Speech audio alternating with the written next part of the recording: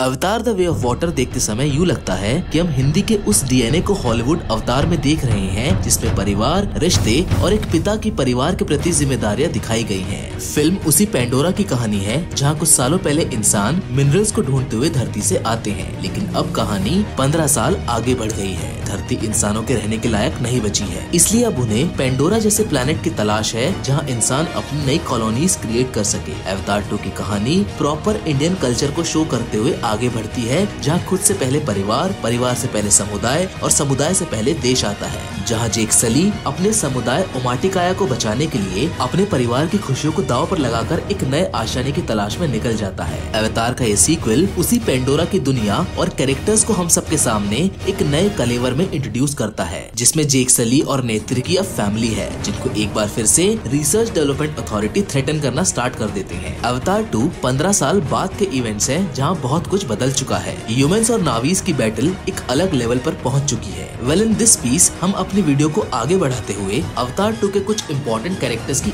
As पता लगाने की कोशिश करेंगे, लेकिन सबसे पहले अगर आप हमारे चैनल पर नए हैं तो प्लीज पहले इसे सब्सक्राइब जरूर कर लीजिएगा for more interesting Marvel and DC details.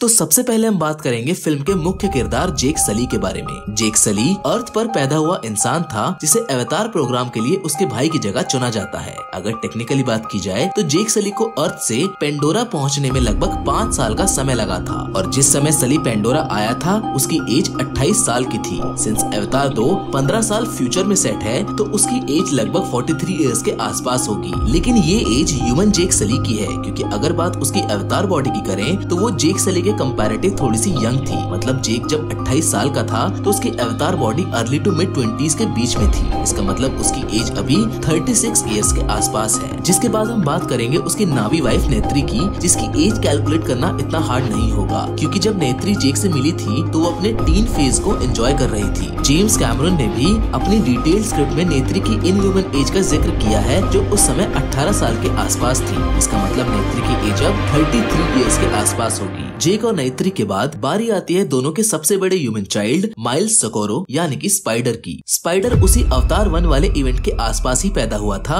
जिसको सली फैमिली ने हैप्पीली अडॉप्ट किया था। स्पाइडर कर्नल माइल्स क्वारिज का बेटा था, जिसको वापस अर्थ पर नहीं भेजा गया था क्योंकि उस समय वो काफी छोटा था। जिसके बाद पैदा होता है जेक सली और नेत्री का सबसे पहला बायोलॉजिकल बेटा नेतयाम। नेतयाम अवतार 1 वाले इवेंट के तुरंत बाद पैदा हुआ था, इसलिए उसकी एज की अगर बात की जाए तो वो समवेयर अराउंड 15 इयर्स के आसपास होगी। जिसके बाद आती है कीरी, जो सब बच्चों में सबसे अलग है। कीरी भी स्पाइडर की तरह अडॉप्टेड है, जिसकी biological mother doctor grace Augustine है। कीरी को सबसे अलग मैंने यहाँ पर इसलिए बोला है क्योंकि उसका ईवा से कनेक्शन कंपैरेटिवली किसी और नावी से काफी अलग है, जिसको हम फिल्म में फील भी करते हैं। और अगर उसकी एज की बात की जाए तो उसकी एज 14 साल के आसपास रही होगी, जिसको खुद जेम्स कैमरन ने प्रमोशन के दौरान कंफर्म किया था। अब कीरी के बाद नंबर आता है जेक और नेत्री के दूसरे बेटे लोआक का, जो उनका बायोलॉजिकल सन है। लोआक को मिक्स ब्रीड होने का सबसे ज्यादा अफसोस है, जिसे वो बदलना चाहता है, लेकिन जेक उसे उसकी इसी रियलिटी को एक्सेप्ट करने के लिए पुश करता रहता है, जिसकी वजह से इन दोनों का रिलेशन ज्यादा अच्छा नहीं है। सिंस लोआक इज ओल्ड इनफ कि वो ओमाटिकाया क्लैन में वॉरियर बन सके, इसलिए उसकी एज लगभग 13 से 14 साल के आसपास होगी। जिसके बाद आती है सली फैमिली की यंगेस्ट मेंबर टूक, जो जेक और नेत्री की यंगेस्ट बायोलॉजिकल डॉटर है, जो मुश्किल से 7 या 8 साल की होगी। टूक परिवार में सबसे छोटी है, इसलिए सब उसको हमेशा प्रोटेक्ट करके रखते हैं। टूक कीरी के सबसे ज्यादा क्लोज भी है, इसलिए टूक कीरी की जिम्मेदारी है, जिसे कीरी ने बखूबी निभाया है। सिनेमा के फ्यूचर की इस अद्भुत अवतार फैमिली में अभी तो इतने ही मेंबर्स हैं, जिनकी कहानी एक अलग मोड़ पर आ गई है। So well that being said, आज की हमारी वीडियो में हमें आपको जितना बताना था हमने बता दिया है। It's time to wrap up our video। लेकिन अगर आपको ये वीडियो पसंद आई हो तो इसे लाइक, शेयर और हमारे चैनल को सब्सक्राइब करना ना भूलिएगा। मिलेंगे आपसे एक और नई इंटरेस्टिंग कहानी के साथ, लेकिन तब तक के लिए धन्यवाद।